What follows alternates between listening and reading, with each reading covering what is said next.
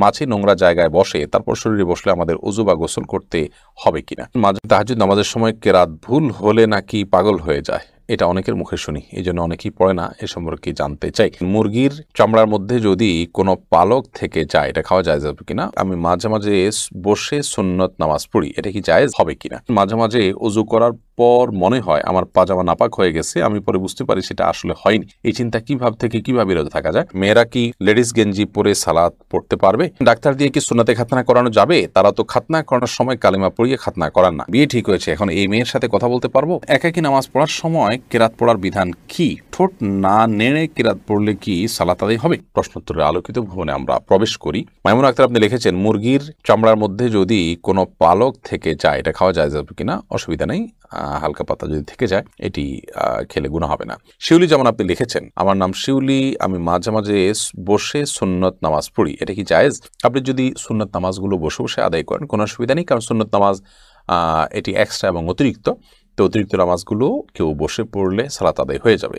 যদি তিনি শরীরটা একটু খারাপ লাগছে সেই জন্য বসে পড়েন, তাহলে সেক্ষেত্রে সালাত তার হয়ে যাবে, তবে দাঁড়িয়ে পড়া উত্তম। আর ফরজ সালাতে আপনাকে অবশ্যই দাঁড়িয়ে পড়তে হবে সামর্থ্য থাকলে। সুমাইয়া জান্নাত আপনি লিখেছেন, মাছি নোংরা জায়গায় বসে তারপর শরীরে বসলে আমাদের ওযু বা গোসল করতে হবে কিনা। না, মাছি যদি নোংরা জায়গায় বসে, সে নোংরা জায়গায় বসার কারণে তার পায়ে কিছু নোংরা, তার শরীরে কিছু নোংরা লাগে, সেগুলো আমাদের গায়ে আবার বসলো, তাহলে আমাদের শরীরও লাগে, এতে নাপাক হবে কিনা? উত্তর হবে না। কারণ হলো এত অল্প পরিমাণ নাপাক, এটা ফলশ্রুতিতে আমাদের কাপড় বা শরীর নাপাক হবে না, এবং এতটুকু নাপাক থেকে আসলে বেঁচে থাকা আমাদের জন্য কষ্টসাধ্য, যার কারণে এইটুকু নাপাকের কারণে আমাদের শরীর বা কাপড় নাপাক হয়ে যাবে না। সাদা শারিয়া লিখেছেন, মাঝে মাঝে ওযু করার পর মনে হয় আমার পাজামা নাপাক হয়ে গেছে, আমি পরে বুঝতে পারি সেটা আসলে হয়নি। এই চিন্তা কিভাবে বিরত থাকা যায়। প্রায় যদি এরকম হয় তাহলে এরপর থেকে এটাকে আপনি অ্যাভয়েড করবেন, একদম ড্যাম কেয়ার করে আপনি সালাত আদায় করবেন। এতে আস্তে আস্তে ইনশাআল্লাহ আপনার শয়তান এই সুযোগ আর পাবে না। শয়তান আমাদের মধ্যে অস্থিরতা তৈরি করে এবং এই জাতীয় সমস্যাগুলো শয়তান সৃষ্টি করে, যাতে করে আমরা ইবাদতে মনোযোগ হারিয়ে ফেলি এবং আমাদের অন্যদিকে মনোযোগ যায়। রিফাত আহমদ সাইম আপনি লিখেছেন, মেয়েরা কি লেডিস গেঞ্জি পরে সালাত পড়তে পারবে? মেয়েরা লেডিস গেঞ্জি পরে সালাত আদায় করতে পারবে, কিন্তু তার উপরে তাকে অবশ্যই অন্য কিছু পরে তার পুরো শরীর ঢাকতে হবে। কারণ এই গেঞ্জিগুলো সাধারণত পর্দার মানে সালাতের জন্য যতটুকু ঢেকে রাখা দরকার সেটার পুরোটা ফিল আপ করতে পারে না। সালাতে একজন নারী তার মুখমণ্ডল এবং দুই হাতের কবজি ছাড়া আর পুরো শরীরকে তিনি ঢেকে রাখবেন, এমনকি চুলগুলো ঢেকে রাখবেন। বিধায় ভেতরে কোন ড্রেস পরছেন এটা ইস্যু না, ইস্যু হলো তা যদি এমন কিছু পয়েন্ট ভেতরে যে এটাতে পুরো শরীর ঢাকা হয় না, তাহলে সেক্ষেত্রে পুরো শরীর ঢাকার জন্য বড় ওড়না আজকাল পাওয়া যায়, নামাজের ওড়না অথবা বড় কোনো কাপড়, চাদর ইত্যাদি দিয়ে তিনি নিজের শরীরকে ঢেকে সালাত আদায় করবেন। ইয়াসির আরাফাত আপনি লিখেছেন, ডাক্তার দিয়ে কি সুন্নাতে খাতনা করানো যাবে? তারা তো খাতনা করানোর সময় কালিমা পড়িয়ে খাতনা করান না। খাতনা করানোর সময় কালেমা পড়াতে হবে এমন কোনো কথা নেই। তো খাতনা করানোর সময় আপনার নর্মাল প্রসেসে খাতনা করিয়ে ফেলবেন বিসমিল্লাহ বলে, বাস, শেষ, যথেষ্ট। এর মাধ্যমে তার খাতনা হয়ে যাবে। খাতনা করার জন্য যে কালেমা পড়াতে হবে আলাদা করে এমনটি কিন্তু বাধ্যবাধকতা নেই, বিধায় ডাক্তারদেরকে দিয়ে খাতনা করানোতে কোনো অসুবিধা নেই। আকলিম আক্তার লিখেছেন, নামাজ কখন পড়া উত্তম? ওয়াক্ত শুরু হলে নাকি আজানের পর? ওয়াক্ত শুরু হলে দ্রুততার সাথে নামাজ পড়া উত্তম, তবে জোহরের নামাজ খুব বেশি গরম হলে একটু দেরিতে পড়াটা উত্তম। এমনি মতিউর রহমান মতি আপনি লিখেছেন, বিয়ে ঠিক হয়েছে, এখন এই মেয়ের সাথে কথা বলতে পারবো? না, ঠিক হয়েছে, আপনি তখন কথা বলতে পারবেন না। বিয়ের আগদ হয়ে গেছে, প্রস্তাব সম্মতি হয়েছে দুজন সাক্ষীর সামনে, তারপর আপনি কথা বলতে পারবেন। ঠিক হয়েছে এর মানে হলো জাস্ট মুখোমুখি ঠিক হয়েছে, আগদ এখনো হয়নি। এরকম অবস্থাতে একান্ত প্রয়োজনে কোনো বিষয়ে একজন আরেকজনকে কোনো গুরুত্বপূর্ণ বিষয় জানতে চাইছেন, কিংবা হয়তো কারোর জন্য কেউ কিছু কেনাকাটা করবেন, মাপ জানতে চাচ্ছেন, এগুলো যদি হয় তাহলে টেক্সট মেসেজের মাধ্যমে ফেতনামুক্তভাবে করতে পারেন। কিন্তু এখনো যেহেতু আগদ হয়নি, অতএব আপনার স্বামী স্ত্রী নন, বিধায় স্বামী স্ত্রী সুলভ আলাপ সালাপ, খোশ গল্প, প্রয়োজন ছাড়া আলাপচারিতা, কথাবার্তা, সেগুলো কিন্তু বলা জায়েজ হবে না। এরপরে এমডি আলামিন লিখেছেন, জুমার খুতবা ছুটে গেলে শুধু জুমার নামাজ পড়লে কি জুমা আদায় হবে? জুমার খুতবা যদি ছুটে যায় তাহলে সেক্ষেত্রে শুধু জুমার নামাজ যদি পড়েন তাতেও আপনার জুমা আদায় হয়ে যাবে, অর্থাৎ ওয়াক্তের জুমা আদায় করেছেন ওই সপ্তাহে, সেটি বলা যাবে। কিন্তু এমনটি নিয়মিত হওয়া সন্দেহিতভাবে গর্হিত কাজ, কারণ জুমার খুতবা শোনাটাও কিন্তু ওয়াজিব, বিদেশে ওয়াজিবটা ছুটে যাচ্ছে, আপনার ত্রুটিপূর্ণ হচ্ছে। এমনি রফিকুল ইসলাম আপনি লিখেছেন, একাকী নামাজ পড়ার সময় কেরাত পড়ার বিধান কি? ঠোঁট না নেড়ে কেরাত পড়লে কি সালাত আদায় হবে?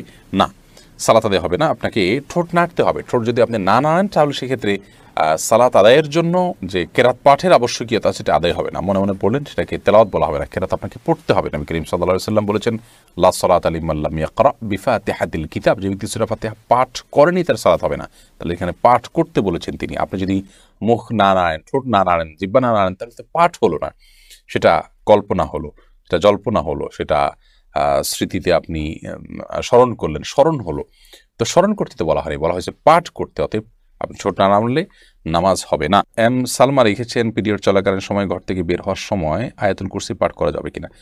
পিরিয়ড চলাকালীন সময় কোরআন কারীম তেলাওয়াত করবেন না, এটাই জমহুর আমাদের মত। তবে অনেক ওলামা কেরাম এটাকে জায়েজও বলেছেন। এসবি শান্তা ইসলাম লিখেছেন, আমার হাজবেন্ড প্রচুর ধূমপান করে, অনেক চেষ্টা করে তাকে ধূমপান করা থেকে ফেরাতে পারছি না। এখন আমার করণীয় কি? ইসলামে ধূমপান সম্পর্কে কি বলে? ইসলামে ধূমপান করা অবশ্যই নিষিদ্ধ কাজ। আল্লাহ বলেছেন, রাতুল কবে এদিকে তাহলে করে যাদেরকে তোমরা ধ্বংসের দিকে ঠেলে দিও না, যেটি ক্ষতিকর হবে আপনার জন্য। আপনি জানেন আপনাকে আস্তে আস্তে মৃত্যুর দিকে নিয়ে যাবে, নানা রকম রোগ বালাইয়ের মধ্যে ফেলবে, এবং সেটা বাহ্যিক কোনো উপকারিতা নেই, অপকারিতাই বেশি। তো সেক্ষেত্রে সেটি নিষিদ্ধ, নাজায়েজ, গুনাহের কথা। বিধায় আপনার স্বামীকে আপনি বোঝানোর চেষ্টা করবেন, আল্লাহর ভয় দেখাবেন, এবং অন্যদেরকে দিয়ে বোঝাবেন, তার জন্য আল্লাহর কাছে দোয়া করবেন, বিভিন্ন উদ্যোগ আপনি গ্রহণ করবেন। আবিদ হাসান আপনি লিখেছেন, কর্মব্যস্ততার কারণে অনেক সময় ওয়াক্ত মতো নামাজ পড়া সম্ভব হয় না, কিন্তু প্রতিদিনই পরে কাজা আদায় করে নিয়ে ঠিক গুনাহ হবে? অবশ্যই গুনাহ হবে। নিয়মিত আপনি যদি এটা করেন তাহলে সেটা এক ধরনের অপরাধ, আপনি সালাতকে সমতা আদায় করছেন। আল্লাহ বলেছেন, ইন্না সলাতা কানাত আলাল মুমিনিনা কিতাবাম মাওকুতা, নিশ্চয়ই সালাত ইমানদারদের জন্য নির্দিষ্ট সময়ে পড়াটা এটা আল্লাহ তাআলার পক্ষ থেকে অবধারিত ফরজ করা হয়েছে।